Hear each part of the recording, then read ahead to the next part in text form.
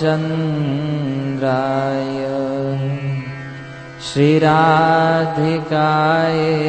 तदालये कृष्णाय कृष्णभक्ताय तद्भक्ताय नमो नमः। कर्पूरगौरं करुणावतारं संसारसारं भुजगेन्द्रहारं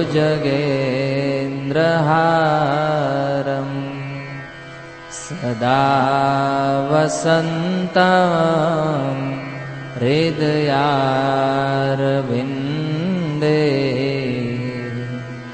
भवं भवानी सहितं नमामि। नीलाम्बुजश्यामलकोमलाङ्गो सीतासमारो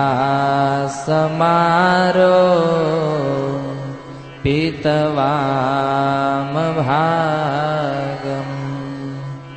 पाणो महासायकचारुचापम्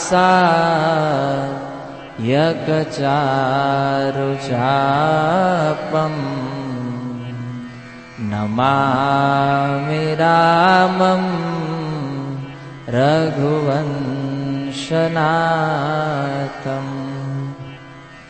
यस्या कदापि वसना चलखेलनोत्थ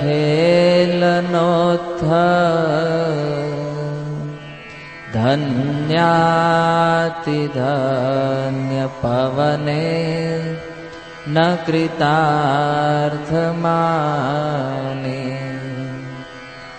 योगीन्द्रदुर्गमगति मधुसूदनोऽपि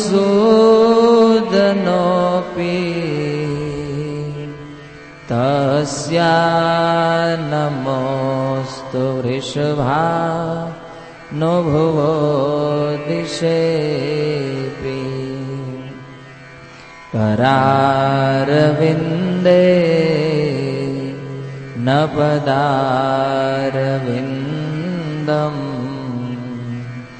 मुखारविन्दे विनिवेशयन्तम् वटस्य पत्रस्य पुटे शयानम् बालं मुकुन्द मनसा स्मरामि बालं मुकुन्द मनसा स्मरामि।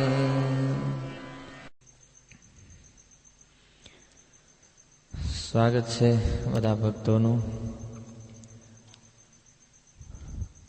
પ્રતિ બુધવારે આ સત્સંગ કાર્યક્રમમાં જે શ્રીપાદ રામાનુજાચાર્યની કથાને આપણે શ્રવણ કરી રહ્યા છીએ, એ રામાનુજાચાર્યનો આજે તિરોભાવ દિવસ છે. ભગવાન શ્રી કૃષ્ણના ભક્તો જ્યારે આ સંસારમાં આવે અને આ સંસારમાંથી જ્યારે વિદાય લે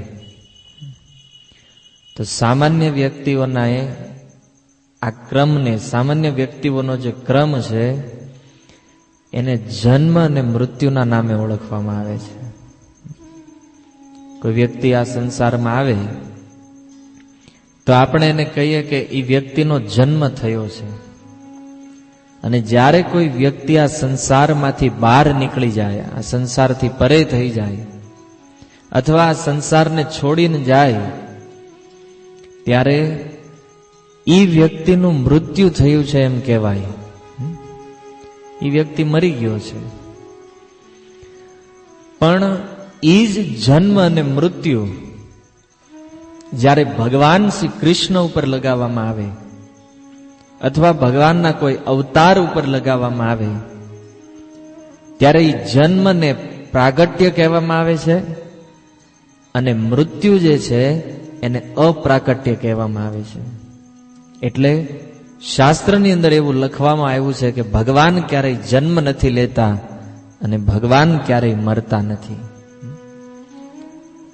માયાવાદીઓ આ પ્રશ્નને બહુ સુંદર રીતે પ્રસ્તુત કરે છે કે ભગવાન જો જન્મ નથી લેતા તો પછી તમે લોકો એનો જન્માષ્ટમી ઉત્સવ શા માટે મનાવો છો? પણ સુખદેવ ગોસ્વામી જેવા ભાગવતના પરમ આચાર્યો જે છે એ કહે છે કે ભગવાન અજવ હોવા છતાં, ભગવાન અજન્મા હોવા છતાં એ ભગવાન શ્રી કૃષ્ણ આ પૃથ્વી ઉપર પ્રગટ થાય છે અને જ્યારે એ ભૌતિક સંસારને છોડી અને પોતાના ધામમાં વયા જાય ત્યારે એને ભગવાનનું અપ્રાકટ્ય કહેવામાં આવે છે. પણ આ ભગવાનના પ્રકટ અને અપ્રકટનો ક્રમ જે લોકો નથી જાણતા એ વ્યક્તિ ભગવાનના જન્મને ક્યારેય નથી સમજી શકતા. એટલે ગીતામાં ભગવાન કહે છે, જન્મ કર્મ ચમે દિવ્યમ યો મામ વેત્તિ તત્વતઃ. તત્વથી જે ભગવાનના જન્મ અને કર્મને જાણે એ વ્યક્તિ આ સંસારમાં જન્મ અને મૃત્યુથી પરે થઈ જાય, જન્મ મૃત્યુથી બહાર નીકળી જાય. એમ ભગવાનના ભક્તો જ્યારે આ સંસારમાં જન્મ લે ત્યારે એને આવિર્ભાવ કહેવામાં આવે અને એ જ ભગવાનના ભક્તો જ્યારે આ સંસારમાંથી વિદાય લે ત્યારે એને તિરોભાવ કહેવામાં આવે. તો આજનો જે દિવસ છે એ રામાનુજાચાર્યનો તિરોભાવ દિવસ છે. અર્થાત આજના દિવસે રામાનુજાચાર્યએ શરીર છોડ્યું હતું, પણ આપણી કથા હજી એમના પ્રચારમાં ચાલી રહી છે.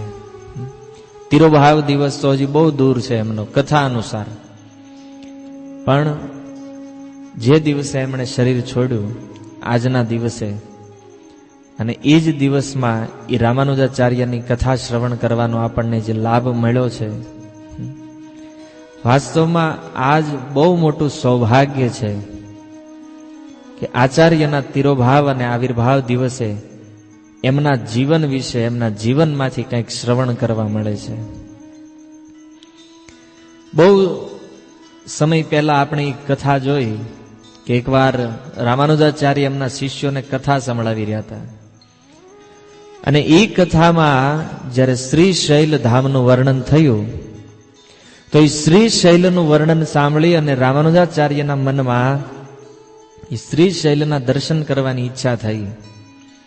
રામાનુજાચાર્ય દર્શન કરવા ગયા અને એના બે ભક્તો રસ્તામાં એમને મળ્યા, એક યજ્ઞેશ અને એક વરદાચાર્ય. યજ્ઞેશ ધનવાન હોવાના કારણે એનું સ્વાગત ન કરી શક્યા અને એટલા માટે વરદાચાર્યના ઘરે રામાનુજાચાર્ય ગયા અને એમની પત્ની લક્ષ્મી દેવી દ્વારા એમનું બહુ સુંદર સ્વાગત કરવામાં આવ્યું. ત્યાંથી આગળ વધી રામાનુજાચાર્ય જ્યારે વેંકટાચલ પર્વતમાં આવ્યા અને વેંકટેશ્વરના દર્શન કરવા માટે એના મનમાં વિચાર થયો કે પર્વત ઉપર ન જવું જોઈએ, કારણ કે એ પર્વત સાક્ષાત ભગવાનનું સ્વરૂપ છે, જેમ ગિરિરાજ ગોવર્ધન છે. તો રામાનુજાચાર્ય એ પર્વત ઉપર ન ચડ્યા, પણ આખરે ભક્તો અને પૂજારીઓની વિનંતીથી વેંકટેશ્વરના દર્શન કરવા માટે ગયા. વેંકટેશ્વરના દર્શન કરીને જ્યારે પાછા ફર્યા રસ્તામાં એમને એમનો ભાઈ ગોવિંદ મળ્યા. એ ગોવિંદને સાથે લઈ અને જ્યારે એ વેંકટાચલની તળેટીમાં આવ્યા શ્રી શૈલમાં, અને એ સમયે યામનાચાર્યના એક શિષ્ય શૈલપૂર્ણથી 1 વર્ષ સુધી આ રામાનુજાચાર્યએ રામાયણનું શ્રવણ કર્યું અને રામાયણના શ્રવણ કર્યા પછી શૈલપૂર્ણએ કીધું કે તમારે શું જોઈએ છે. એ સમયે રામાનુજાચાર્ય ગોવિંદને માગી લે છે અને ગોવિંદને લઈને પોતાની સાથે આવ્યા કાંચીપુરમમાં આવી અને કાંચીપુરણે જ્યારે રામાનુજાચાર્યને કીધું કે તું ગોવિંદને તારી સાથે લાવ્યો છો પણ એની બિલકુલ ઈચ્છા નથી, રામાનુજાચાર્ય ગોવિંદને પાછા મોકલે છે. ગોવિંદ પાછા પોતાના ગુરુ પાસે આવ્યા, પણ ગુરુ પાસે આવીને જોયું કે ગુરુએ તો મારો સ્વીકાર નથી કર્યો. ત્યારે શૈલપૂર્ણનો આદેશ લઈ પાછા રામાનુજાચાર્ય પાસે, અને બે ગુરુ શિષ્ય આગળ વધતા પ્રજ્ઞેશ યજ્ઞેશના ઘરે આવ્યા. યજ્ઞેશના ઘરે ભવ્ય સ્વાગત, અને ભવ્ય સ્વાગત અને શ્રીરંગમમાં પરત ફરે. પણ એ દરમિયાન ગોવિંદનું જીવન ચરિત્ર આપણે જોયું, કારણ કે વિચિત્ર વિચિત્ર ઘટનાઓથી એ શાસ્ત્રના સિદ્ધાંત પ્રગટ કરતા હતા. પણ સાંભળ્યું, સાપના મોઢામાં હાથ નાખે, ગુરુની પથારી ઉપર સુઈ જાય. એક વૈશ્યના ઘરની બહાર સવારમાં 4 વાગ્યામાં જયારે લોકો મંગળા આરતી કરે છે, તો અદ્ભુત ઘટનાઓ એના જીવનમાં થઈ, અને એ પ્રત્યેક ઘટનાઓથી એણે શાસ્ત્રના સિદ્ધાંત સારને પ્રગટ કર્યો. અને આવી રીતે જયારે શ્રીરંગમમાં આવ્યા તો રામાનુજાચાર્યએ એમની માતા દીપ્તિમતીના કહેવાથી એમને ગૃહસ્થ બનવા માટે કીધું. હાલાકી ગોવિંદના વિવાહ થઈ ચૂક્યા હતા, છતાં ગોવિંદનું મન સંસારમાં લાગ્યું નહીં. એ ગોવિંદ રામાનુજાચાર્ય પાસે પાછા આવ્યા, અને એ સમયે રામાનુજાચાર્યએ એમને સંન્યાસ આપ્યો, અને સંન્યાસ આપી અને એમનું નામ આપ્યું હતું એમ પેરુમનન, એમ્બાર તમિલ ભાષાનું નામ છે. તો એ એમ પેરુમનન નામ આપ્યું, અને ત્યાર પછી હવે ભવિષ્યમાં આગળ એ જગન્નાથપુરીની અંદર આ ગોવિંદના નામ ઉપરથી એક મઠની સ્થાપના કરશે, જેનું નામ આપશે એમ્બાર મઠ. તો આવી બધી ઘટનાઓ રામાનુજાચાર્યના જીવનમાં ચાલતી રહી. સમય ધીરે ધીરે વીતતો ગયો, અને સમયની સાથે સાથે રામાનુજાચાર્ય એક દિવસ એક શાંત જગ્યામાં બેઠા હતા. ઘણા બધા શિષ્યો એમની સાથે હતા. એ સમયે રામાનુજાચાર્યના મનમાં વિચાર થયો કે અનેક કાર્યો કરતા કરતા આચાર્યના પદ સુધી આવતા આવતા ઘણો સમય જીવનનો વ્યતીત થઈ ગયો, પણ મારા જીવનનું એક બહુ મહત્વનું કાર્ય બાકી રહી ગયું છે. શું કાર્ય હતું? કથા આપણે પહેલા જોઈ કે રામાનુજાચાર્ય જ્યારે પ્રથમ વખત યામુનાચાર્યને મળવા માટે શ્રીરંગમમાં આવતા હતા, હાલાકી એમને મળી ન શક્યા, પણ શ્રીરંગમમાં રામાનુજાચાર્ય પહોંચ્યા તો એ સમયે એમના ગુરુ જે યામુનાચાર્ય છે એમનું શરીર છૂટી ગયું હતું, અને દર્શન કરવા માટે એ શરીરને શ્રીરંગમમાં મૂકવામાં આવ્યું. પણ આશ્ચર્યની વાત એ હતી કે યામુનાચાર્યની 3 આંગળી બંધ હતી, અને એ 3 આંગળી ત્યારે ખુલી જ્યારે રામાનુજાચાર્યએ 3 પ્રતિજ્ઞા કરેલી. યાદ છે 3 પ્રતિજ્ઞા શું હતી? કોઈ વાંચો? કોઈ નહીં. બહુ પહેલા કથા વહી ગઈ એટલે કદાચ નહીં યાદ હોય. ધ્યાનથી જે લોકો કથા સાંભળે છે એને યાદ હશે. એ કઈ હાથ ઊંચો નથી થયો.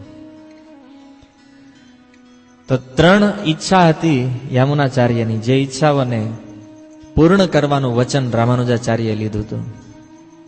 પ્રથમ ઈચ્છા શું હતી?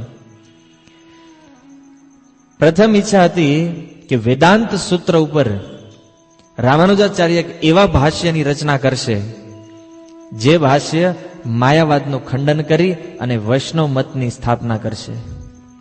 શ્રી ભાષ્યની રચના કરવાનું પ્રથમ વરદાન, પ્રથમ વચન. બીજું, સંપૂર્ણ ભારત વર્ષમાં આ વૈષ્ણવ મતનો પ્રચાર કરશે. અને ત્રીજું, કે પોતાના એક શિષ્યનું નામ પરાશર રાખશે, કારણ કે પરાશર ઋષિએ વિષ્ણુ પુરાણની રચના કરી હતી. આ 3 પ્રતિજ્ઞા લીધી ત્યારે યામુનાચાર્યની 3 આંગળી ખુલી ગઈ હતી. તો વચન તો લઈ લીધું હતું, પણ આજ સુધીમાં એ 3 જે વચન છે એ પૂરા નહોતા થયા. એ 3 વચન પૂર્ણ ન થઈ શક્યા. એટલે રામાનુજાચાર્યએ નક્કી કર્યું કે હવે પ્રચાર ઘણો કર્યો, સંન્યાસ લીધો, મઠોની સ્થાપના કરી, હવે હું મારા ગુરુના આ 3 વચન જે છે એને પૂર્ણ કરીશ. અને સૌથી પહેલું વચન છે શ્રી ભાષ્યની રચના. તો મનમાં એક પ્રશ્ન થાય કે રામાનુજાચાર્યની પહેલા અનેક આચાર્યો થયા, અનેક ભક્તો થયા, અને બધા આચાર્યોએ, બધા ભક્તોએ કાંઈ ને કાંઈ રચનાઓ કરી છે. તો પછી આ રામાનુજાચાર્યને વૈષ્ણવ ભાષ્ય શા માટે લખવું હતું? કારણ કે રામાનુજાચાર્ય શ્રી ભાષ્ય ન લખ્યું, એની પહેલા ઘણી ટીકાઓ અવેલેબલ હતી, ઘણી ટીકાઓ હયાત હતી. પણ કે છે જ્યાં સુધી કોઈ પણ સંપ્રદાયનું પોતાનું એક સ્વતંત્ર ભાષ્ય વેદાંત સૂત્ર ઉપર ન હોય ત્યાં સુધી એ સંપ્રદાયને પ્રમાણિત માનવામાં આવતો નથી. ઘણા લોકો પોતપોતાના સંપ્રદાયો વિશે અનેક મત ધરાવતા હોય, પણ વાસ્તવમાં સંપ્રદાયના વિષયમાં જો જાણકારી મેળવવી હોય તો સૌથી પહેલા એ જાણી લેવું જોઈએ કે એ સંપ્રદાયમાં કોઈ વેદાંત સૂત્ર ઉપર ભાષ્ય લખેલું છે કે નહીં. અને જો એમાં વેદાંત સૂત્ર ઉપર ભાષ્ય નથી લખ્યું તો સમજી લ્યો કે એ વૈષ્ણવ શાસ્ત્ર નથી, એ વૈષ્ણવ સંપ્રદાય નથી. અને જો કોઈ વ્યક્તિ એમ કહેતો હોય કે અમારો સંપ્રદાય વૈષ્ણવ સંપ્રદાય છે તો વેદાંત સૂત્ર ઉપર એનું એક ભાષ્ય હોવું જરૂરી છે. સમજાય છે વાત? ભાષ્ય એટલે એક ટીકા, એક રચના, એક એવો ગ્રંથ જે વેદવ્યાસ મહારાજ દ્વારા લખવામાં આવ્યું છે. જે વેદાંત સૂત્ર, એ વેદાંત સૂત્રની એક ટીકાના રૂપમાં હોય, આનું નામ છે ભાષ્ય. તો એક સમયે લગભગ 1628માં આપણે જે પરંપરામાં અત્યારે પ્રચાર કરી રહ્યા છીએ એ જ પરંપરાના એક આચાર્ય વિશ્વનાથ ચક્રવર્તી ઠાકોર, હાલાકી બહુ વૃદ્ધ થઈ ગયા હતા અને એના જીવનનો અંતિમ સમય ચાલી રહ્યો હતો. અને એ સમયે જયપુરની અંદર એક બહુ મોટી સભાનું આયોજન થયું. અને સભા શા માટે હતી? સભા એટલા માટે હતી કે આ ગૌડીય વૈષ્ણવો જે પ્રચાર કરી રહ્યા છે અને ગૌડીય વૈષ્ણવો જે ભક્તિ કરી રહ્યા છે એ સંપ્રદાય પ્રમાણિત વૈષ્ણવ નથી, આવું જયપુરના રાજાનું કહેવું હતું. અને ઘણા બધા વિદ્વાન બેઠા હતા. અને આપણી આ ગૌડીય ધારા છે એ પ્રમાણિત નહોતી, કારણ કે આ પરંપરાનું મૂળ કોઈને ખબર નહોતું અને પરંપરાનું મૂળ લુપ્ત હતું. અને બીજા કોઈ આચાર્યો હયાત નહોતા, કારણ કે ષડગો સ્વામી ત્યારે શરીર છોડી ચૂક્યા હતા. 1628ની આ ઘટના છે. એ પરંપરામાંથી એકમાત્ર વિશ્વનાથ ચક્રવર્તી ઠાકોર એ સમયે હયાત હતા. અને એ તે એટલી વૃદ્ધ ઉંમર, એટલા વૃદ્ધ થઈ ગયા હતા કે આ સભાની અંદર એ જઈ શકે એમ નહોતા. અને આ વૈષ્ણવ સંપ્રદાયને જો પ્રમાણિત કરવામાં ન આવે તો વિશ્વનાથ ચક્રવર્તી ઠાકોર પછી એવા કોઈ વ્યક્તિ નહોતા કે જે આ સંપ્રદાયને પ્રમાણિકતાનું એક નિશાન, એક સૂચના આપી શકે. તો વિશ્વનાથ ચક્રવર્તી ઠાકોરે આ સભામાં પોતાના 2 શિષ્યોને મોકલ્યા, એક બલદેવ વિદ્યાભૂષણ અને એક કૃષ્ણદેવ. આ 2 વ્યક્તિ જયપુરની સભામાં ગયા અને વિશ્વનાથ ચક્રવર્તી ઠાકુરના આદેશ પ્રમાણે ત્યાં જઈ અને અનેક મત, અનેક સિદ્ધાંત સ્થાપિત કરી અને એ પંડિતોની સામે રાખ્યા. પણ એ પ્રત્યેક પંડિતોએ એક જ વાત કરી કે તમારું જ્ઞાન, તમારા સિદ્ધાંત બધું સત્ય છે, પણ તમારી પાસે કોઈ વૈષ્ણવ ભાષ્ય નથી તમારું, એટલે તમારો સંપ્રદાય પ્રમાણિત ગણવામાં નહીં આવે. એ જ સમયે ભગવાનની કૃપાથી અને ભગવાનના આદેશથી બલદેવ વિદ્યાભૂષણે એ વેદાંત સૂત્ર ઉપર એક ટીકા લખી, જે ટીકાને શ્રીલ પ્રભુપાદજીએ ભગવદ્ ગીતા તેના મૂળ રૂપે રજૂ કરી છે. ધ્યાનથી જો તમે ઇસ્કોનની ગીતા વાંચી હોય તો પ્રથમ પેજ ઉપર લખ્યું છે બલદેવ વિદ્યાભૂષણ દ્વારા રચિત શ્રી ગીતોપનિષદ, આવું ટાઇટલ માર્યું છે પ્રભુપાદજીની ભગવદ્ ગીતામાં. એ શા માટે લાગ્યું છે? કારણ કે બલદેવ વિદ્યાભૂષણે જે ટીકા દ્વારા આ વૈષ્ણવ સંપ્રદાયને પ્રમાણિત કર્યો એ જ ટીકાનું અનુવાદ પ્રભુપાદજીએ કર્યું છે. એટલે એ ભગવદ્ ગીતા એના મૂળ રૂપે છે, એનું નામ છે ગીતોપનિષદ અને બલદેવ વિદ્યાભૂષણ દ્વારા રચિત, આવું ટાઇટલ એમાં લગાવેલું છે. અને એ જ બલદેવ વિદ્યાભૂષણ દ્વારા આ સંપ્રદાયને પ્રમાણિકતાનું અનુમોદન પ્રાપ્ત થયું. તો રામાનુજાચાર્યને શ્રી ભાષ્ય એટલે રચવું હતું કારણ કે શ્રી સંપ્રદાયને પ્રમાણિત કરવાનો હતો. તો હવે શ્રી ભાષ્યની રચના કરવા માટે જેમ પ્રભુપાદજીએ બલદેવ વિદ્યાભૂષણની ટીકાનો આધાર લીધો, એમ આ શ્રી ભાષ્યની રચના કરવા એક બોધાયન વૃત્તિની જરૂર હતી. બોધાયન વૃત્તિ એક વૈષ્ણવોનો સિદ્ધાંતનો સંગ્રહ કરેલો બહુ સુંદર ગ્રંથ છે. અને એ બોધાયન વૃત્તિ જો ન પ્રાપ્ત થાય તો રામાનુજાચાર્ય શ્રી ભાષ્યની રચના ન કરી શકે. રામાનુજાચાર્યએ નક્કી કર્યું આ બોધાયન વૃત્તિ ક્યાંથી મળે. તો એ સમયે ખબર પડી કે બોધાયન વૃત્તિ ખાલી ભારતમાં એક જ જગ્યાએ ઉપલબ્ધ હતી, અને એ તે કાશ્મીરની અંદર. કાશ્મીરમાં એક શારદા વિદ્યાપીઠ છે. અત્યારે આ શારદા વિદ્યાપીઠ ત્યાં હયાત છે.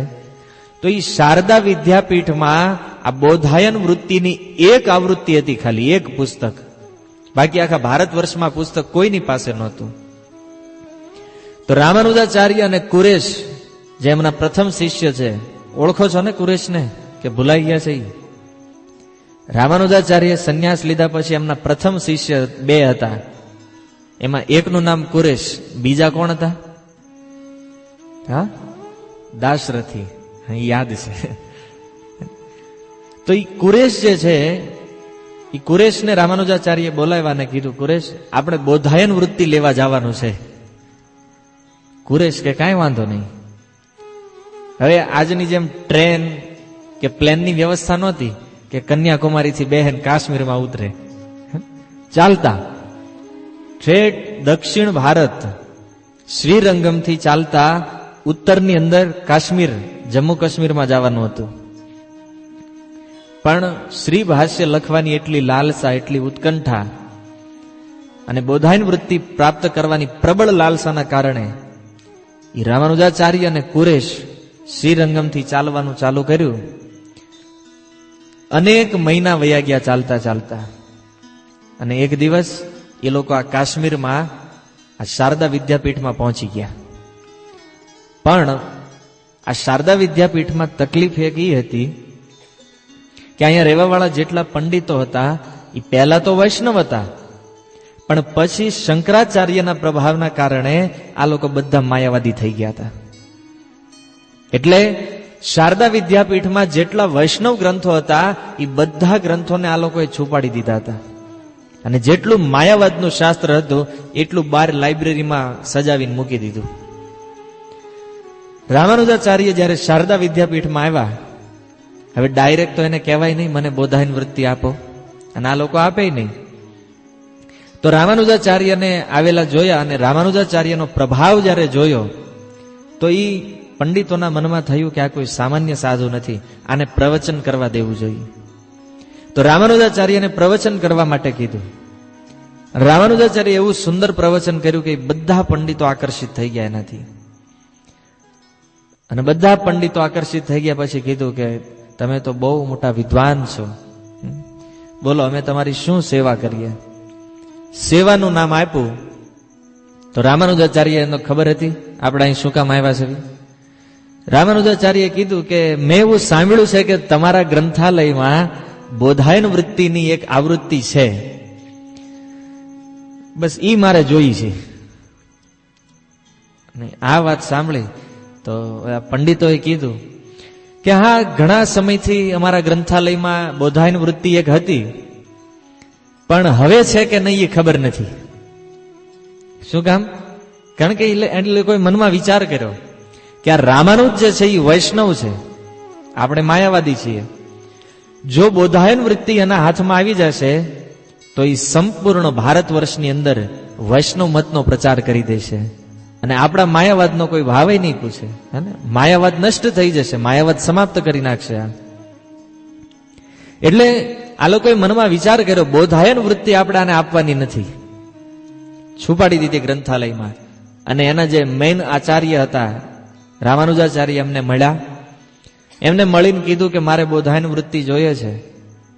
તો એણે કીધું કે અમારા ગ્રંથાલયમાં જે બોધાયન વૃત્તિ હતી એને બધા કીડા ખાઈ ગયા છે, ઉધઈ લાગી ગઈ છે, એટલે એ પુસ્તક હવે નષ્ટ થઈ ગયું છે.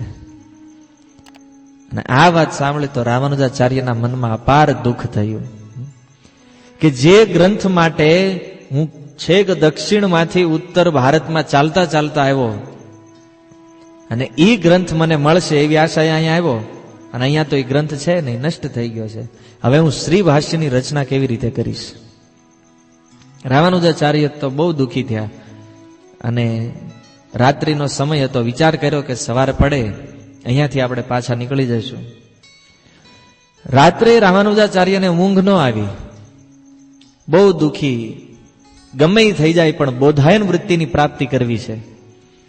એ જ સમયે આચાર્યો લખે છે ભક્તો કે સરસ્વતી દેવી સાક્ષાત એમની સામે પ્રગટ થયા અને સરસ્વતીજીએ પ્રગટ થઈ અને બોધાયન વૃત્તિ લઈ અને રામાનુજાચાર્યના હાથમાં આપી દીધી. રામાનુજ, આ લે બોધાયન વૃત્તિ અને અહીંયાથી અત્યારે ને અત્યારે નીકળી જાવ, કારણ કે આ લોકોને જો ખબર પડશે કે આ પુસ્તક મેં તમને આપી દીધું છે તો આ લોકો તમને અહીંયા રહેવા નહીં દે. તો રામાનુજાચાર્ય અને એમનો શિષ્ય કુરેશ આ બોધાયન વૃત્તિને લઈ અને ચાલતા થઈ ગયા. ચાલતા ચાલતા લગભગ 1 મહિનાનો સમય વીતી ગયો. 1 મહિનાનો સમય વીત્યો પછી એક દિવસ જે આ ગ્રંથના બધા મેન જે પંડિતો હતા એ લોકોએ વિચાર કર્યો કે રામાનુજાચાર્યની આપણને કીધા વગર વયા ગયા છે, ઘણા સમયથી એનો કાંઈ પત્તો નથી, કમસે કમ આપણો ગ્રંથ ક્યાં બોધાયન વૃત્તિ બરાબર છે કે નહીં જોઈ લઈએ. અને તપાસ કરવા ગયા તો પુસ્તક નહોતું. તો આ લોકોના મનમાં શંકા થઈ કે આ ગ્રંથની જરૂર રામાનુજને હતી, નિશ્ચિત એણે આપણા ગ્રંથાલયમાંથી ચોરી કરી અને આ ગ્રંથ લઈને ભાગી ગયા છે. એટલે ઘણા બધા માણસો લગાવી દીધા એની પાછળ કે હજી લોકો બહુ દૂર નહીં ગયા હોય, કારણ કે 1 મહિનો થયો તો 1 મહિનામાં કેટલું ચાલી શકે વ્યક્તિ. ઘણા બધા લોકોને રામાનુજાચાર્યની પાછળ લગાવ્યા અને રામાનુજાચાર્યને ખબર નહીં કે અહીંયાથી આ લોકો મારી પાછળ આવી રહ્યા છે. તો શારદા વિદ્યાપીઠના એ માણસોને આવતા જોયા અને રામાનુજાચાર્યને પકડી લીધા. રામાનુજાચાર્યએ એક શબ્દ એની સામે ન બોલ્યા, કાંઈ નહીં. ઓલા લોકો આવ્યા, રામાનુજાચાર્યને પકડ્યા અને કીધું તમારી પાસે બોધાયન વૃત્તિ છે? તો એ કે હા, આપી દો. રામાનુજાચાર્ય એક શબ્દ બોલ્યા વગર બોધાયન વૃત્તિ એમના હાથમાં આપી દીધી. અને આ લોકોએ તે રામાનુજાચાર્યને કાંઈ પણ કીધા વગર શારદા વિદ્યાપીઠમાં પાછા આવી ગયા. રામાનુજાચાર્ય મનમાં વિચાર કરે કે એક તો પેલા આ લોકોએ આ ગ્રંથ આપ્યો નહીં, માંડ કરી અને સરસ્વતીજીની કૃપાથી આ ગ્રંથની પ્રાપ્તિ થઈ, એમાંય પાછો આ ગ્રંથ વયો ગયો. હવે શ્રી ભાષ્યની રચના કેમ કરીશ? પાછા રામાનુજાચાર્ય દુઃખી થયા. પણ એ સમયે એમનો જે શિષ્ય છે કુરેશ, એ કુરેશ એમને કીધું, ગુરુદેવ તમે આટલા બધા દુઃખી ન થાવ, આટલા બધા ચિંતિત ન થાવ, કારણ બોધાયન વૃત્તિ ભલે વહી ગઈ, મેં એ બોધાયન વૃત્તિને મારા મનમાં લઈ લીધી છે. કેમ? કારણ કે કુરેશનું જયારે પહેલા વર્ણન આવ્યું ત્યારે આવ્યું હતું કે આ કુરેશની જે બુદ્ધિ પ્રતિભા છે ને એ બહુ તેજ હતી. આજે આપણને કોઈ પૂછે કે સૌથી બુદ્ધિશાળી વ્યક્તિ કોણ, તો આપણે કહેવી સ્વામી વિવેકાનંદ. કેમ? એકવાર વાંચે ને બધું યાદ રહી જાય. ભક્તો, પહેલાના સમયમાં બધા લોકો સ્વામી વિવેકાનંદ જ હતા, બધા. કારણ કે શાસ્ત્ર લિખિત ભાષામાં નહોતું, શાસ્ત્ર વાણીમાં હતું. ગુરુ બોલે, શિષ્ય સાંભળે, અને એઝ ઇટ ઇઝ આખું શાસ્ત્ર, આખું વૈદિક સાહિત્ય એ શિષ્યને યાદ રહી જાય એમના. એ તો કળિયુગની અંદર આવ્યા અને કળિયુગમાં લોકોની બુદ્ધિ ડલ થઈ ગઈ, એટલે પછી આ બધાને ચોપડા લખવા પડ્યા. કારણ કે અત્યારે 1 કલાકનું પ્રવચન અહીં કર્યું હોય એમાંથી ખાલી 1-2 મિનિટનું યાદ રહે માંડ. એમાં એને કીધું કે તમારે 18,000 શ્લોકનું ભાગવત યાદ રાખવાનું છે, 85,000 શ્લોકનું સ્કંદ પુરાણ યાદ રાખવાનું છે.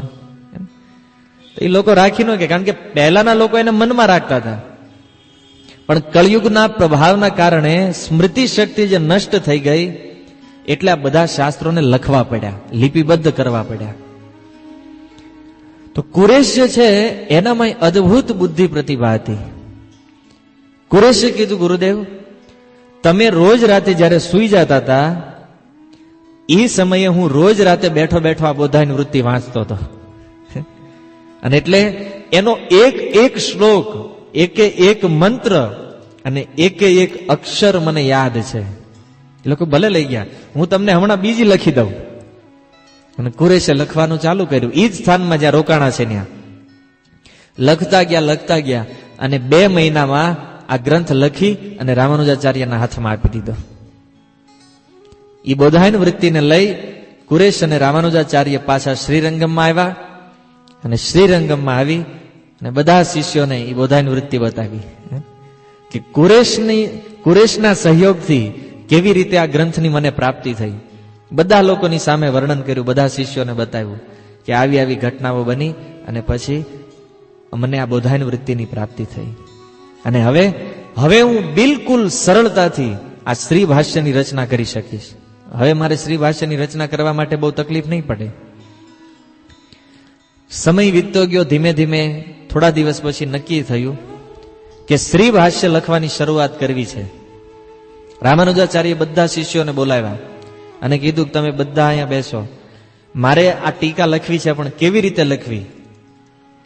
તો કે સૌથી પહેલા તો હું આ ટીકા ઉપર વિચાર કરીશ અને સાથે મારો એક સેક્રેટરી હશે જે આ લખશે. તો લખવામાં સૌથી ઉત્તમ કામ કોનું છે? તો કે કુરેશનું. જે મહાભારતની રચના કરતી વખતે વેદવ્યાસ મહારાજે ગણપતિજીને, ગણેશજીને બોલાવ્યા હતા મહાભારત લખવા માટે. અને શરત એવી કરી હતી વેદવ્યાસ મહારાજ કે હું આ મહાભારતના શ્લોકોને બોલતો જાઉં અને તમારે એ શ્લોકોને લખતા જવાના.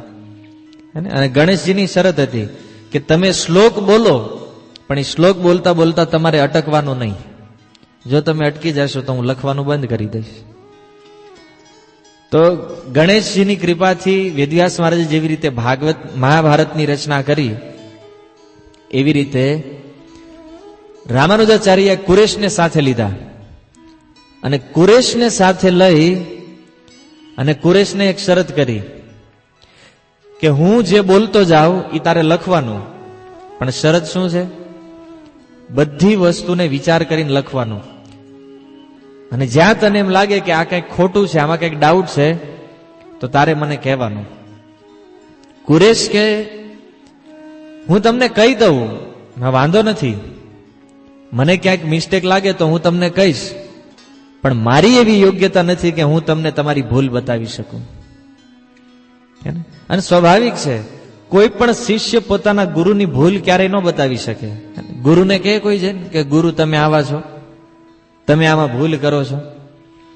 ક્યારેય નહીં. તો રામાનુજાચાર્યએ કીધું ઠીક છે, તું મને નહીં કહેતો શું ભૂલ છે, પણ એક કામ કરીએ કે તારે લખતા લખતા અટકી જવાનું. હું બોલતો હોય ત્યારે તારે લખવાનું નહીં, અને તું લખતા લખતા અટકી જાય એટલે હું સમજી જઈશ કે તારા મનમાં કંઈક શંકા છે, તને કંઈક તકલીફ છે. તો રામાનુજાચાર્ય અને કુરેશ વચ્ચે આ ડીલ ફાઇનલ થઈ ને બે નક્કી કર્યું કે હવે શ્રી ભાષ્યની શરૂઆત કરો. તો લખતા લખતા ઘણો સમય વીતી ગયો અને એક વખત આ રામાનુજાચાર્ય જીવના સ્વરૂપના વિષયમાં વર્ણન કરી રહ્યા હતા. ઘણા લોકો કહે છે આત્મા દેખાતો નથી એટલે આત્માને કોઈ સ્વરૂપ નથી હોતું.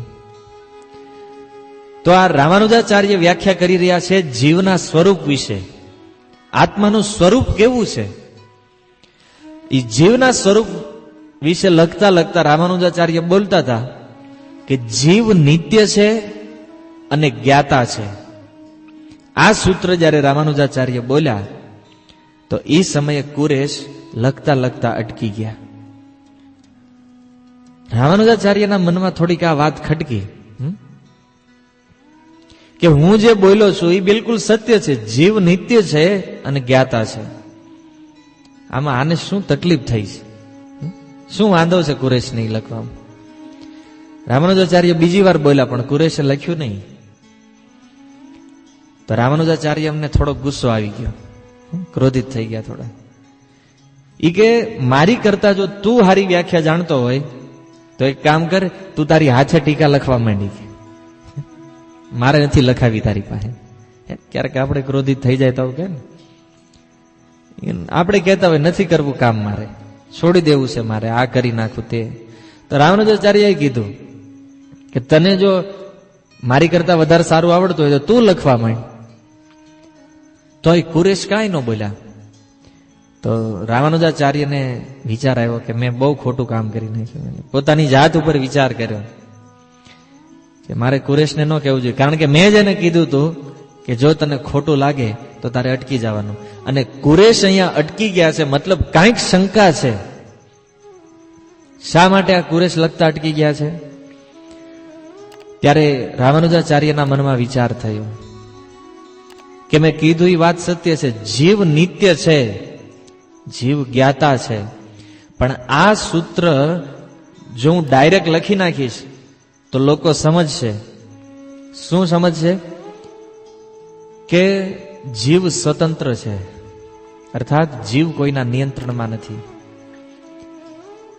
અને ઘણા લોકો સમજે છે કે મર્યા પછી કાંઈ નથી, જન્મ થયો છે તો એ એક આકસ્મિક ઘટનાઓના કારણે થઈ ગયું છે. જીવ ક્યારેય સ્વતંત્ર નથી. અને મેં જે નિરૂપણ કર્યું છે એમાં જીવની સ્વતંત્રતા દેખાઈ રહી છે. એટલે કુરેશા સૂત્ર નથી લખતા. ઘણા ભક્તોને નહીં સમજાતું હોય, હે ને? કારણ કે આપણે જાણતા જ નથી જીવના સ્વરૂપને. આપણને ખાલી કથા ખબર છે, તત્વ નથી ખબર. એટલે જ્યારે જ્યારે ફિલોસોફી આવે તો પ્રવચનમાં કંટાળો આવે. ઓલી કથા હાલતી તો મજા આવી હતી હમણાં, એમ કાશ્મીરમાં ગયા, પુસ્તક લાવ્યા, આમ થયું તેમ થયું. બસ વાર્તાઓમાં રસ છે, પણ તત્વને જાણવું એટલું જરૂરી છે. મેં પહેલા એક શ્લોક કીધો, જન્મ કર્મ ચમે દિવ્યમ યો મામ વેત્તિ તત્વતઃ. ભગવાન અર્જુનને કહે છે, અર્જુન, જ્યાં સુધી કોઈ તત્વથી મારા જન્મ અને કર્મને નહીં જાણે ત્યાં સુધી જન્મ મૃત્યુના ચક્રમાંથી બહાર નહીં નીકળી શકે. પણ દુર્ભાગ્ય છે આપણું, તત્વ આવે એટલે આપણી બુદ્ધિ સ્થિર થઈ જાય. તત્વમાં શું છે? એક તો સમજાતું ન હોય, હે ને? અને એમાં ઉપરથી આવું હાઈ ફિલોસોફી, હે ને? જીવનું સ્વરૂપ, જે જીવને આ સંસારમાં આજ સુધી કોઈ જોયો નથી, ઈ જીવ, ઈ આત્માના વિષયમાં રામાનુજાચાર્ય લખાવી રહ્યા છે. તો રામાનુજાચાર્યએ કીધું, કુરેશ, તારી વાત સત્ય છે, જીવ નિત્ય અને જ્ઞાતા છે, પણ જીવ ક્યારેય સ્વતંત્ર નથી. પ્રભુપાદજીએ ભાગવતમના પ્રથમ સ્કંદના પ્રથમ અધ્યાયના તાત્પર્યમાં કીધું છે કે જીવ જે છે એને ભગવાન દ્વારા સૂક્ષ્મ સ્વતંત્રતા આપવામાં આવી છે. પ્રશ્ન થાય, એ સૂક્ષ્મ સ્વતંત્રતા શું છે? તો ભગવાન જ્યારે આ સંસારની અંદર કોઈ જીવને શરીર પ્રદાન કરે, જેમ આપણો જન્મ થયો, આપણને શરીર મળ્યું, તો જીવને એ શરીર પ્રાપ્ત થયા પછી કર્મ કરવા માટે ભગવાને સ્વતંત્રતા આપી છે. કેવી સ્વતંત્રતા? તો શરીર લીધા પછી ભગવાન એ જીવના જીવનમાં કોઈ હસ્તક્ષેપ નથી કરતા, કાંઈ દખલગીરી ભગવાન નથી કરતા.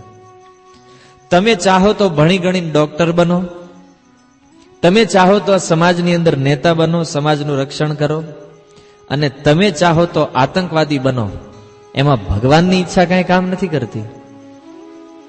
ઘણા લોકો કહેવત બતાવે છે કે ભગવાનની મરજી વિના આ સંસારમાં એક પાંદડું નથી હલતું. વાત બિલકુલ સત્ય છે. તો પછી ઘણા લોકો એમ કે તો ભગવાન જ્યારે ચાહે ત્યારે ભક્તિ કરશું, હે? કારણ કે ભગવાનની ઈચ્છા હોય તો જ ભક્તિ થાય. આવો સિદ્ધાંત આ સંસારના લોકો આપણને સમજાવે કે ભગવાન જો ચાહે તો ભક્તિ કરશું, અમારો ટાઈમ આવે ત્યારે અમે કરશું. ભક્તિ, પાપ અને પુણ્ય, આ ત્રણ કર્મો માટે ભગવાને જીવને સ્વતંત્રતા આપી છે. એમાં ભગવાનની ઈચ્છા ન હોય ભક્તિ કરવામાં, ભક્તિ આપણે કરવી પડે. તો આ આતંકવાદીઓ બોમ્બ વિસ્ફોટ કરે છે, શું ભગવાનની ઈચ્છાથી થઈ રહ્યા છે? વિચાર કરો, આ ભગવાન કરાવે છે? એ ભગવાન જે સંસારનું પોષણ કરવા વાળા છે, એ ભગવાન આ સંસારની અંદર બીજા જીવને મારવાનો પ્રયોજન શા માટે કરે? ન્યા લોકો બુદ્ધિ નથી લગાવતા, તો એમ કે નહીં આતંકવાદીઓ તો બહુ ખરાબ છે. જો ભગવાનની ઈચ્છાથી જે આ સંસારના જીવોને મારતા હોય તો પછી એને ખરાબ કેમ કહેવાય? છતાં આપણે એ આતંકવાદીઓને બહુ ગાળ્યું દેવી ઘરે બેઠા બેઠા. કારણ કે કર્મ કરવા માટે જીવને ભગવાને સ્વતંત્રતા આપી છે. બાકી બધું ભગવાનની મરજીથી થાય. એટલા માટે એ કહેવત સત્ય છે કે ભગવાનની મરજી વિના પાંદડું હલતું નથી. એ વાત 100% રાઈટ છે, પણ એટલી જ રાઈટ વાત એ છે કે ભગવાને જીવને થોડી સૂક્ષ્મ સ્વતંત્રતા આપી છે, અને એ સ્વતંત્રતાનો ઉપયોગ કરી અને જીવ પાપ કરે, પુણ્ય કરે અને ભક્તિ કરે. આ 3 કર્મ પોતાની ઈચ્છાથી થાય, તમારી ઈચ્છાથી. તમે ચાહો તો પાપ કરી શકો, તમે ચાહો તો સારું કામ કરી શકો, અને તમે પોતે જો ચાહો તો જ તમે ભક્તિ કરી શકો. બાકી બીજા કોઈ વ્યક્તિ તમને ભક્તિ કરાવી ન શકે. એમાં તમારી પોતાની ઈચ્છા હોવી જોઈએ. એટલે રામાનુજાચાર્ય કહે છે કે જીવ સ્વતંત્ર નથી. કુરેશની વાત બિલકુલ સત્ય છે. પછી રામાનુજાચાર્ય લખાયું કે જીવ સનાતન વિષ્ણુ ઉપર નિર્ભર છે. જેટલા પણ આ સંસારની અંદર જીવાત્માઓ છે એ પ્રત્યેક જીવ ભગવાનની કૃપા ઉપર નિર્ધારિત છે. જો એ જીવ ઉપર ભગવાનની કૃપા ન હોય તો એ જીવ આ સંસારની અંદર જીવી જ ન શકે. તમે કહેશો કેવી રીતે? તો સૌથી પહેલા એ જીવને શરીર આપવામાં આવે માતાના ગર્ભની અંદર. માતાના ગર્ભમાં જ્યારે એને શરીર પ્રદાન થાય તો એ શરીર એટલું બધું પેક, એટલું બધું કંજેસ્ટેડ અવસ્થામાં હોય કે ન્યા એ શરીરથી શ્વાસ લેવાય તો એ જીવ સક્ષમ ન હોય. છતાં એ માતાના ઉદરમાં શ્વાસની, ખાવા પીવાની બધી વ્યવસ્થા ભગવાન કરે છે. પછી એ માતાના ઉદરથી એ વ્યક્તિ એ શરીરને લઈ અને આ સંસારમાં આવે તો આવતાની સાથે એને શ્વાસ લેવાની જરૂર પડે. એ શ્વાસ લેવા માટે હવાનું નિર્માણ ભગવાને પહેલેથી કર્યું છે. એને ખાવા માટે અન્નની જરૂર પડે. ભગવાને પૃથ્વીમાંથી અનાજ બહાર આવવાની વ્યવસ્થા પહેલેથી કરી છે. એ વ્યક્તિને રહેવા માટે ઘર જોઈએ. જે ઘરમાં એનો જન્મ થયો એ ઘર એનું થઈ જાય જન્મતાની સાથે. એ નાનો હોય, પોતાની જાતે કામ કરવા અસક્ષમ હોય, ભગવાને માતા પિતાની વ્યવસ્થા કરી છે. એ માતા અને પિતા એનું પાલન કરે ને મોટા કરે. જીવન જીવવા માટે સંપત્તિની જરૂર, માતા પિતા અને સગાઓ દ્વારા એને સંપત્તિ આપવામાં આવે. બહાર નીકળે, અંધારું છે આ સંસારની અંદર, બધું પ્રકાશની જરૂર, ભગવાને સૂર્યની વ્યવસ્થા કરી છે.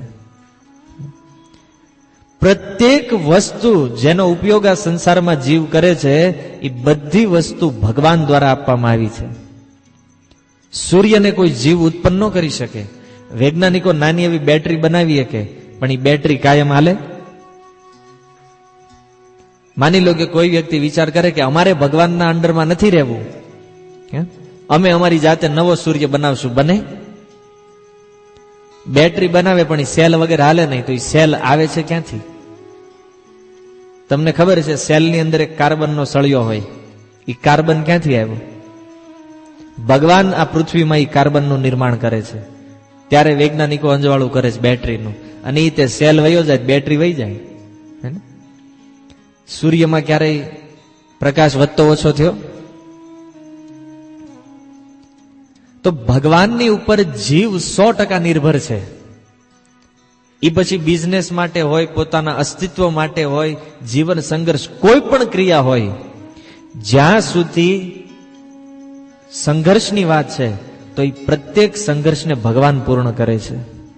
એટલે જીવ 100% ભગવાનના નિયંત્રણમાં છે. જીવ ક્યારેય સ્વતંત્ર નથી.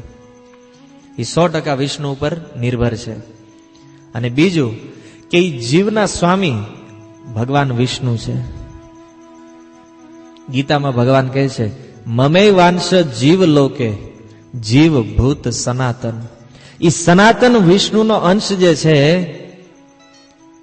એ ભગવાન કહે છે એ જીવ, એનું પાલન હું કરું છું. એમાં કીધું છે ને, મમે વાંશ જીવ લોકે જીવ ભૂત સનાતન. એ જીવ સનાતન વિષ્ણુનો અંશ છે. એટલે ભગવાન વિષ્ણુ જ નિત્ય હંમેશા એના સ્વામી છે. આ સંસારમાં વ્યક્તિ કોઈ બીજાને સ્વામી માનતો હોય, કોઈ પોતાના સગા સંબંધીઓને માનતા હોય, એ અમારું રક્ષણ કરે છે એટલે એ જ અમારા સ્વામી છે. પત્ની પોતાના પતિને માનતી હોય કે એ અમારું પાલન કરે છે એટલે એ જ અમારા સ્વામી છે. પુરુષો જે છે એ પોતાના શેઠ લોકો જે છે એને પોતાના સ્વામી માનતા હોય. બધા લોકો આ સંસારમાં કોઈને કોઈની ઉપર નિર્ભર છે, પણ એ પ્રત્યેક નિર્ભરનો આધાર ભગવાન વિષ્ણુ છે. આ વાત ચાહે કોઈ માને કે નહીં માને, પણ ભગવાનની સહાય લીધા વગર કોઈ જીવ આ સંસારમાં પોતાનું અસ્તિત્વ ન ટકાવી શકે. અને જે લોકો એમ કહેતા હોય કે અમે ભગવાનને નથી માનતા, અમારે ભક્તિ કરવાની જરૂર નથી, તો એને કહેવું જોઈએ કે આ હવા જે છે એ ભગવાને બનાવી છે, લેવાની બંધ કરી દો અને તમે તમારી પ્રાઇવેટ હવા ઉત્પન્ન કરો. ઓક્સિજનના બાટલા હોસ્પિટલ વાળા આપે, 3000 રૂપિયા લે એક બાટલાના. લ્યો તમારો પ્રાઇવેટ ઓક્સિજન અને કેટલા રૂપિયા ખર્ચ કરો છો આખા જીવનમાં. કોઈ જીવ જે ચાહે ભગવાનને માને કે ન માને, ભગવાનની મદદ અને ભગવાનની સહાય લીધા સિવાય આ સંસારમાં એ જીવી ન શકે. એટલે પ્રત્યેક જીવના સ્વામી ભગવાન વિષ્ણુ છે. તો રામાનુજાચાર્ય કહે છે કે મારી વાત સત્ય છે, પણ એનાથી જીવ પોતાને સ્વતંત્ર માનવા લાગશે. એટલે જીવ ક્યારેય સ્વતંત્ર નથી, એ જીવ નિત્ય ભગવાનનો દાસ છે. કોઈ પૂછે આત્માનું સ્વરૂપ કેવું છે, આત્મા કેવો છે, તો એનો જવાબ ચૈતન્ય ચરિતામૃતમાં આપ્યો છે, જીવેર સ્વરૂપ હૈ કૃષ્ણેર નિત્ય દાસ. જીવનું નિત્ય સ્વરૂપ છે એ ભગવાનનો દાસ છે. જીવ ભગવાનની સેવા કરવા માટે જ જીવનું નિર્માણ કરવામાં આવ્યું છે. કોઈ વ્યક્તિ એમ વિચાર કરતા હોય કે મારે કોઈની સેવા નથી કરવી, હું સ્વતંત્ર છું, પણ જીવ નિત્ય ભગવાનનો દાસ છે, એ સ્વતંત્ર ક્યારેય નહીં રહી શકે. અને કોઈ પૂછે આ જીવને પ્રગટ શું કામ કર્યા? ભગવાનમાંથી આ જીવોનું પ્રાગટ્ય થયું છે. આ જીવ પ્રગટ શા માટે થયા? ભગવાનની સેવા કરવા માટે. આ એક જ કામ છે. અને જે જીવ ભગવાનની સેવા નથી કરતા એ બધા આ સંસારમાં જન્મ મૃત્યુના ચક્રમાં ભટકે છે. આપણને જે શરીર મળ્યા છે, જે દુઃખ આવે છે, એ બધાનું કારણ એક જ છે. શું કારણ છે?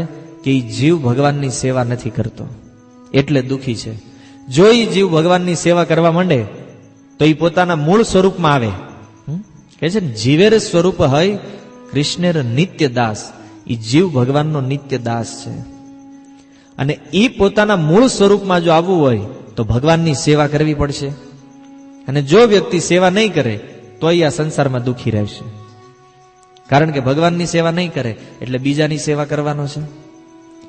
અને બીજા લોકો દુઃખી છે તો દુઃખીની સેવા કરવાથી દુઃખ પ્રાપ્ત થાય, અને સુખી વ્યક્તિની સેવા કરવાથી સુખ પ્રાપ્ત થાય.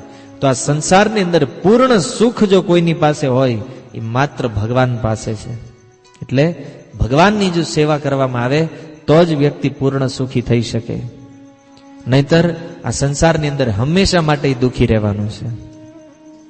રામાનુજાચાર્ય વિચાર કરીને કીધું, કુરેશ, મેં મારો વિચાર બદલી નાખ્યો છે. જીવ વિષ્ણુ શેષત્વ છે. એ વિષ્ણુનો એક અંશ, શેષ માને જે બાકી રહી જાય, એ વિષ્ણુનો જ એક અંશ છે જીવ, અને જ્ઞાતત્વ છે. એનો અર્થ છે કે જીવ એ સનાતન વિષ્ણુ ઉપર નિર્ભર છે, અને જ્ઞાતત્વ જીવનું નિર્માણ માત્ર ભગવાનની સેવા કરવા માટે થયું છે. એટલે જીવ જે છે એ પૂર્ણ ભગવાન ઉપર આશ્રિત છે. આ તત્વને કોઈ વ્યક્તિ સમજી લે, એ વ્યક્તિ જન્મ અને મૃત્યુના ચક્રમાંથી બહાર નીકળી જાય. અને આને પ્રભુપાદજી આત્મ સાક્ષાત્કાર કહે છે. ભગવદ્ ગીતાના 18મા અધ્યાયમાં 48મા શ્લોકના તાત્પર્યમાં છેલ્લી લાઈનમાં પ્રભુપાદજી આ લખ્યું છે. ઘણા લોકો કહેતા હોય અમારે આત્મ સાક્ષાત્કાર કરવો છે. આત્મ સાક્ષાત્કાર એટલે શું? આત્મ સાક્ષાત્કાર એટલે આત્માના સ્વરૂપને પૂર્ણ રીતે જાણવો, એને કહેવાય આત્મ સાક્ષાત્કાર. તો આત્માના સ્વરૂપને વ્યક્તિ ત્યારે જાણી શકે જ્યારે આ બધા સિદ્ધાંતો, વૈષ્ણવના મત, ભગવદ્ ગીતા અને ભાગવત દ્વારા એ જાણતા હોય. અને ખાલી જાણતા ન હોય આનો અનુભવ હોય અને અનુભવ કરી જીવનમાં એનું આચરણ આવી જાય ત્યારે પ્રભુપાદજી કહે છે એ વ્યક્તિને આત્મ સાક્ષાત્કાર થયો છે એમ કહેવાય. જ્યારે એ આત્માના સ્વરૂપને જાણી લે અને જ્યારે જીવ ભગવાનના સ્વરૂપને જાણે ત્યારે એને ભગવત સાક્ષાત્કાર કહેવામાં આવે. અને આપણું અંતિમ લક્ષ્ય છે ભગવત સાક્ષાત્કાર કરવો. પણ આત્મ સાક્ષાત્કાર થયા સિવાય ભગવત સાક્ષાત્કાર ક્યારેય સંભવ નથી. કારણ કે આત્મ સાક્ષાત્કારનો અર્થ છે પોતાના સ્વરૂપને જાણવું. જો તમે પોતાના સ્વરૂપને જાણતા જ નથી તો તમે ભગવાનના સ્વરૂપને ક્યાંથી જાણવાના છો? ઘણા લોકો આવે મંદિરે દર્શન કરતા હોય આ તે બધું. તમે જે કાર્ય કરી રહ્યા છો ભગવાનને સમજવા માટે, ભગવાનને જાણવા માટે, પણ તમે પહેલા પોતાની જાતને જ નથી જાણતા તો ભગવાનને કેવી રીતે સમજવાના છે? એટલે પ્રભુપાદજીએ વારંવાર પોતાના તાત્પર્યમાં લખ્યું છે કે આપણે શરીર નથી, આત્મા છીએ. વિદેશની અંદર એકવાર પ્રભુપાદજી પ્રવચન કરી રહ્યા હતા અને પ્રભુપાદજીએ કીધું કે we are not body, we are soul. આપણે બધા શરીર નથી, આપણે આત્માઓ છીએ. તો એક ભક્તએ પૂછ્યું, પ્રભુપાદજી તમે બધા પ્રવચનમાં એમ કહો છો કે તમે શરીર નથી આત્મા છો, શરીર નથી આત્મા છો, આવું અમે 1000 વાર સાંભળ્યું. હવે તમે કઈક નવું પ્રવચન કરો, કઈક કથા કરો, રસ આવે એવું કહો. કારણ કે આ સંસારમાં રસિક ભક્તો બહુ થઈ ગયા છે કળિયુગમાં, રસ પ્રાપ્ત કરવા વાળા. કઈક રસ આવે એવું કહો. પ્રભુપાદજીએ કીધું કે રસ આવે એવી વસ્તુ તો મારી પાસે ઘણી છે અને એ વાતે તમારી સત્ય છે કે હું 1000 વખત પ્રવચનમાં કહી ચૂક્યો કે તમે શરીર નથી આત્મા છો. અને હજી એટલા માટે કહું છું કારણ કે હું તો 1000 વાર બોલ્યો તમે શરીર નથી આત્મા છો, પણ તમને યાદ નથી રહેતું કે હું આત્મા છું. પ્રવચનમાંથી બહાર નીકળો એટલે સીધા શરીર થઈ જાવ છો. પ્રવચનમાં બેઠા હોય ત્યાં સુધી આત્મા હોય અને અહીંથી બહાર નીકળ્યા પછી શરીર થઈ જાય, દેહાત્મ બુદ્ધિમાં આવી જાય. એટલે પ્રભુપાદજી કે મારે આ વારંવાર રિપીટ કરવું પડે છે કે તમે શરીર નથી, તમે આત્મા છો. આ બોલવામાં સાંભળવામાં બહુ સરળ લાગે, પણ આનું જીવનમાં આચરણ જ્યારે કરવાનું થાય એ બહુ અઘરું છે ભક્તો. આત્મા એટલે તમને કોઈ કહે તમે શરીર નથી આત્મા છો, કેવી રીતે ખબર પડે? આત્મા એટલે શરીરના બધા ધર્મોને તોડી અને માત્ર આત્માની અંદર સ્થિત હોય. બીજા અધ્યાયમાં ભગવાનને અર્જુન પૂછે છે, સ્થિત પ્રજ્ઞસ્ય કા ભાષા? હે પ્રભુ, જે લોકો સ્થિત પ્રજ્ઞ છે, આત્મામાં રમણ કરવા વાળા છે, એ કેવા હોય? એ કેવી રીતે બોલતા હોય, કેવી રીતે ચાલતા હોય, એના લક્ષણો શું છે? તો સ્થિત પ્રજ્ઞ, આત્મામાં સ્થિત વ્યક્તિ જે હોય, સૌથી પહેલા તો આ સંસારમાં એની ક્યાંય આસક્તિ ન હોય. કદાચ એને કરોડો રૂપિયા મળી જાય તો એ સુખી ન થાય, અને એની પાસેથી કરોડો રૂપિયા કદાચ વયા જાય તો એ દુખી ન થાય. કારણ કે એ માનતો હોય કે હું શરીર છું જ નહીં, હું આત્મા છું. એટલે આ સંસારનું કોઈ પણ દુઃખ એને વિચલિત ન કરી શકે. કદાચ એના સગા સંબંધીમાં કોઈ જીવતા રહે કે કોઈ મરી જાય, એને કોઈ દુઃખ ન થાય, જે આત્માની અંદર સ્થિત છે. ચૈતન્ય ચરિતામૃતનો એક અદ્ભુત પ્રસંગ છે. ચૈતન્ય મહાપ્રભુના એક પાર્ષદ શ્રીવાસ ઠાકોર, જેના ઘરે મહાપ્રભુ કીર્તન કરતા હતા અને રાત્રિ સંકીર્તન ચાલે. રોજ રાતે કીર્તન ચાલુ થાય, સવાર સુધી કીર્તન ચાલે. અને એક દિવસ એ કીર્તનમાં બન્યું એવું કે શ્રીવાસ ઠાકોર એમનો પુત્ર મરી ગયો. પુત્ર મરી ગયો તો હવે ઘરની અંદર એનું મૃત્યુ થઈ ગયું અને બહાર આંગણામાં કીર્તન ચાલતું હતું. શ્રીવાસ ઠાકોરને બોલાવ્યા, તમે આવો, આ પુત્રનું મૃત્યુ થઈ ગયું છે. તો શ્રીવાસ ઠાકોરને તો કાંઈ લાગ્યું નહીં કે પુત્ર મરી ગયો તો ભલે મરી ગયો, પણ કીર્તનમાં વિક્ષેપ ન આવવો જોઈએ. એટલે શ્રીવાસ ઠાકોરે ઘરમાં કીધું કે કોઈને રોવાનું નથી, જો કોઈ વ્યક્તિ તમે રડશો તો હું આ ઘરને છોડીને વયો જઈશ. પણ હવે બધાને ના પાડે, પણ ઈ પુત્રની જે માતા છે, શ્રીવાસ ઠાકોરની પત્ની જે છે, એનાથી ન રહેવાનું, અને ઈ રોવા માંડ્યા. તો શ્રીવાસ ઠાકુરે બહુ કડક શબ્દોમાં કીધું એને કે જો તું રોવાનું બંધ નહીં કર તો આ પુત્ર તો વયો ગયો છે, હું ગંગામાં જઈને ડૂબીને મરી જઈશ. ભલે પુત્ર વયો ગયો હોય, સંકીર્તનમાં વિક્ષેપ ન થવો જોઈએ. વિચાર કરો, એ કીર્તનની કેટલી મહત્તા છે ભક્તો. પુત્ર વયો ગયો છતાં શ્રીવાસ ઠાકુરે સવાર સુધી કીર્તન કર્યું અને મનમાં કોઈ દુઃખ નહીં, કારણ આત્માના સ્તરમાં સ્થિત છે એટલા માટે.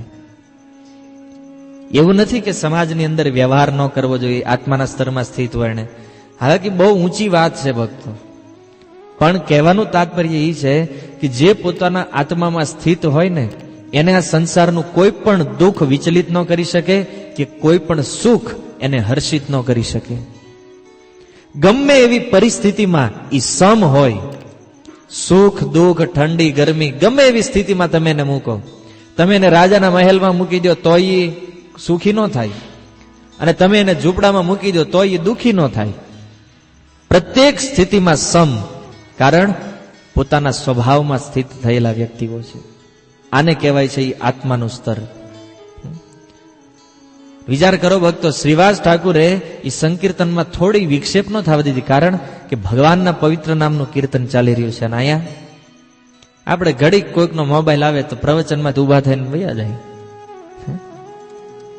શું રુચિ છે આપણી, ને? અને પછી આપણે પ્રશ્ન કરવી, પ્રભુ તમે આત્મા જન્મ મૃત્યુ વિશે બહુ સાંભળ્યું, ગમે એટલું સાંભળ્યું, પણ આચરણમાં કેટલું આવ્યું છે? અહીંયાથી જે વાત થઈ રહી છે એ એવી વસ્તુ છે કે આ સંસારમાંથી તમને ઉઠાવી જન્મ મૃત્યુના ચક્રમાંથી લઈ અને તમને ભગવાનના ધામ સુધી લઈ જવાની આ ચર્ચા થઈ રહી છે અહીંયા.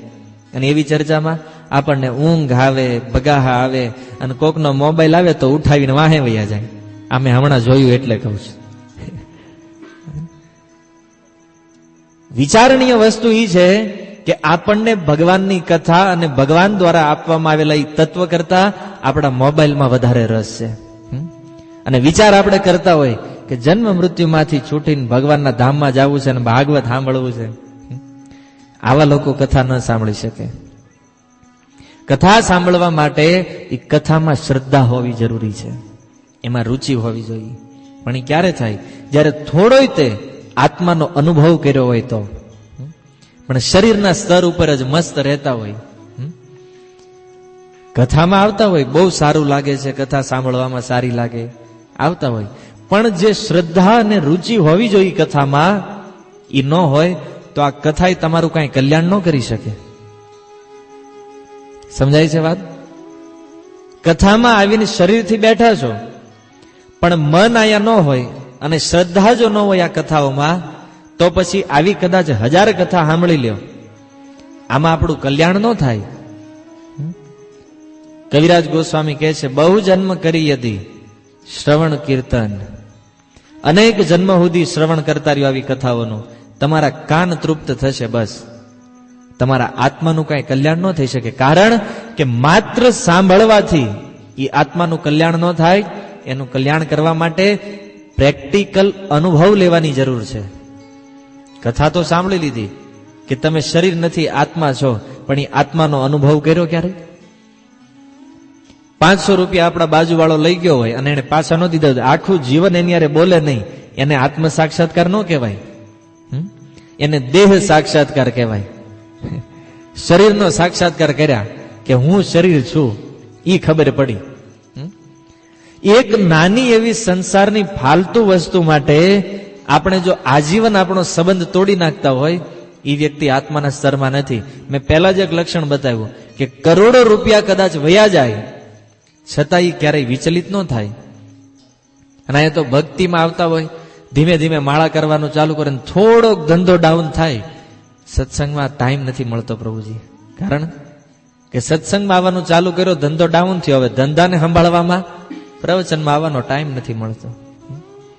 ઘણા લોકોને ફોન કરીને કહેવું પડે, પ્રભુજી બુધવારે પ્રોગ્રામ છે, ગુરુવારે પ્રોગ્રામ છે, તમે આવજો. ઈ કે ઠીક છે હું આવીશ, પછી આવે નહીં. પછી એને મળીને કહો કેમ નહોતા આવ્યા?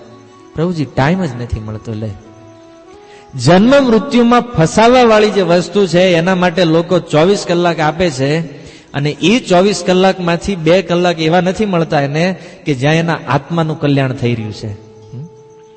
અહીંયા આવીને તમે બેસો છો તો એમાં તમારા આત્માનું કલ્યાણ થઈ રહ્યું છે. એ સમયે છે જ નહીં કોઈની પાસે.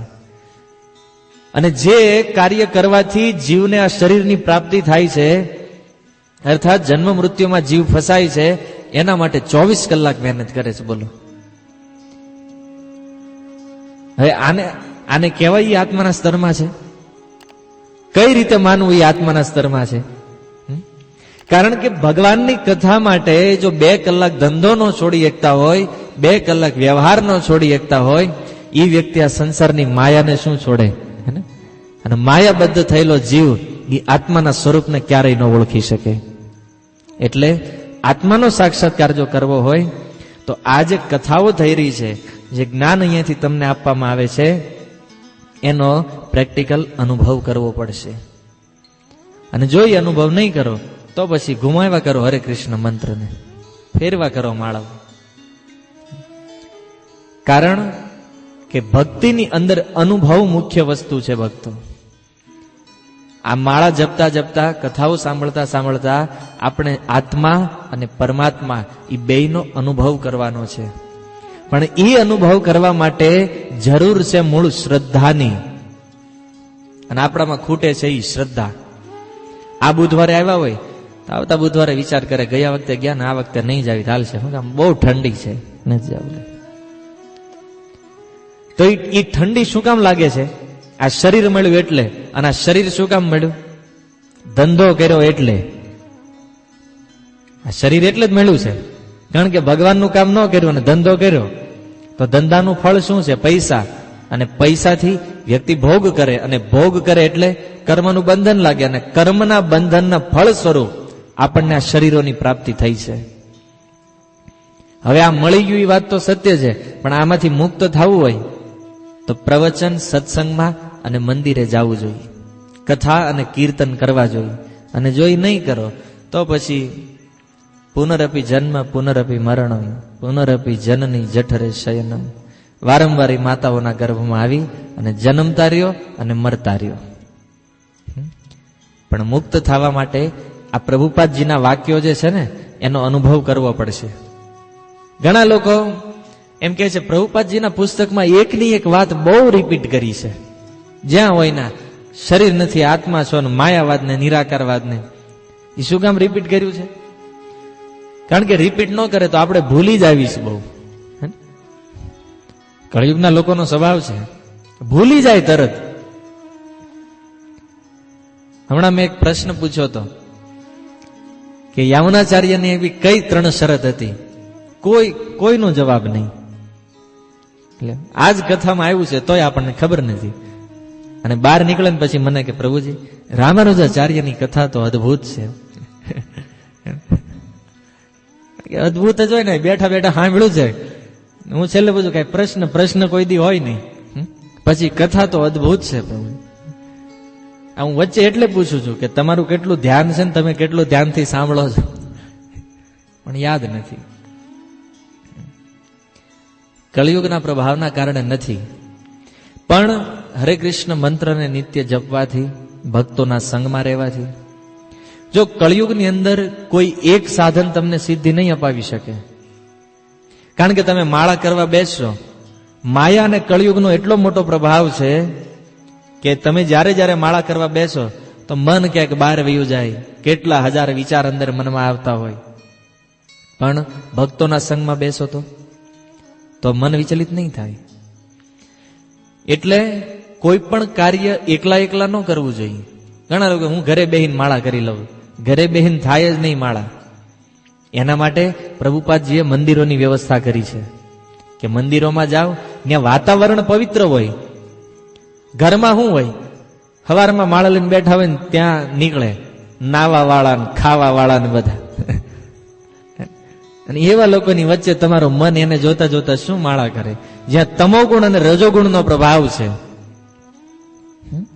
આ બે વસ્તુનો પ્રભાવ રહે છે ને, તમોગુણ રજોગુણનો.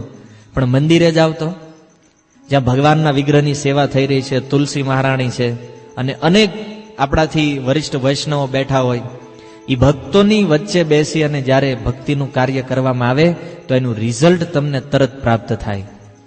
રિઝલ્ટ તો તમે ઘરે કરો એમાંય મળે, પણ બહુ લાંબા ગાળે મળશે. પણ ભક્તોના સંગમાં જો એ કાર્ય ભક્તિ કરશો તમે તો એનું રિઝલ્ટ તમને તરત મળશે. એટલે આપણા ભક્તોએ સાધના પ્રોગ્રામની વ્યવસ્થા કરી છે, જ્યાં ઘણા ભક્તો આવે છે. સવારે રોજ 5 વાગે સાધના પ્રોગ્રામમાં આવે, મંગળા આરતી કરે, તુલસી આરતી કરે, ગુરુ આરતી કરે, નરસિંહ આરતી કરે, 10 મિનિટ ભાગવતનું શ્રવણ કરે અને 2 કલાક જપ કરે અને 8 વાગે પોતાના કામ ઉપર જાય છે. આવા અનેક ભક્તો છે જે રોજ આવે છે, ડેઈલી 5 વાગે એટલે આવી જાય. કારણ કે એ લોકોને સાધના મજબૂત કરવી છે અને આગળ વધવું છે. અને જે કાંઈ અત્યાર સુધીમાં સાંભળ્યું એનું પ્રેક્ટિકલ ફળ છે સાધના. 16 માળા કરવી સવારે, ભક્તોના સંગમાં રહેવું અને ભાગવત સાંભળવું, અને જીવનને આ ભાગવત અને ગીતાના સિદ્ધાંત પ્રમાણે જીવવાનો પ્રયાસ કરવો. જીવનમાં ભલે ક્યારેય ન છોડ્યું હોય, પણ ક્યારેક ત્યાગ કરતા શીખવું પડે. અનેક લક્ષણો છે અને કહેતા કહેતા કદાચ સવાર પડે, કારણ કે ગીતાના 700 શ્લોક આવા આચરણના શ્લોકોથી ભરેલા છે. એટલે કહેવાનું તાત્પર્ય એ છે કે જીવ જે છે એ ભગવાનના આશ્રય વગર આ સંસારમાં કોઈ કાર્ય નથી કરી શકતો. અને એ ભગવાનનો આશ્રય જો પ્રાપ્ત કરવો હોય તો વ્યક્તિએ ભક્તોના સંગમાં રહેવું જોઈએ. તમારે 3 વસ્તુમાં શ્રદ્ધા રાખવાની છે, પૂર્ણ શ્રદ્ધા. એક વસ્તુ છે ભગવાનમાં, ભગવાન શ્રી કૃષ્ણ છે અને એ જ આ સંસારના નિયંતા છે. બીજું, ભગવાનની ભક્તિ કરવા વાળા એ વૈષ્ણવો, જે લોકો આ સમાજની અંદર, આ સંસારની અંદર ભગવાનનો અનુભવ કરી અને ભક્તિનો પ્રચાર કરી રહ્યા છે. અને ત્રીજા, ભગવાનની ભક્તિ અને ભગવાનના ભક્તોનું જે શાસ્ત્ર છે, ભગવદ્ ગીતા અને ભાગવત જેવા જે વૈષ્ણવ ગ્રંથો છે, એ વૈષ્ણવ શાસ્ત્રો ઉપર શ્રદ્ધા રાખવી પડશે. આ 3 વસ્તુ ઉપર જો કોઈની શ્રદ્ધા હોય, એ વ્યક્તિ આસાનીથી આ ભવસાગરને પાર કરી જાય છે. આપણે ભજન કરતા હોય, માળા કરતા હોય, પણ શ્રદ્ધા ન હોય, વૈષ્ણવને આપણી જેવા સમજતા હોય, આપણાને ધોતી કુર્તા પહેર્યા છે ને આપણે પેન્ટ શર્ટ પહેર્યા છે, હરખા જ છવી બાકી અંદરથી. અને વૈષ્ણવની મહત્તા આપણે આગળ જાણી તો આવી રીતે જીવના સ્વરૂપ વિશે અનેક સુંદર વ્યાખ્યાઓ કરી અને રામાનુજાચાર્યએ શ્રી ભાષ્યની રચના કરી અને પોતાના ગુરુની જે પ્રથમ ઈચ્છા છે એ પ્રથમ ઈચ્છાને પૂરી કરી. બીજી ઈચ્છા છે કે સંપૂર્ણ ભારત વર્ષમાં પ્રચાર. એ પ્રચાર માટે રામાનુજાચાર્ય ક્યાં ગયા, કેવી રીતે ગયા, એની ચર્ચા આપણે આવતા બુધવારે કરશું. હરે કૃષ્ણ. શીલ પ્રભુપાદ કી નિતાય ગૌર પ્રેમાનંદ.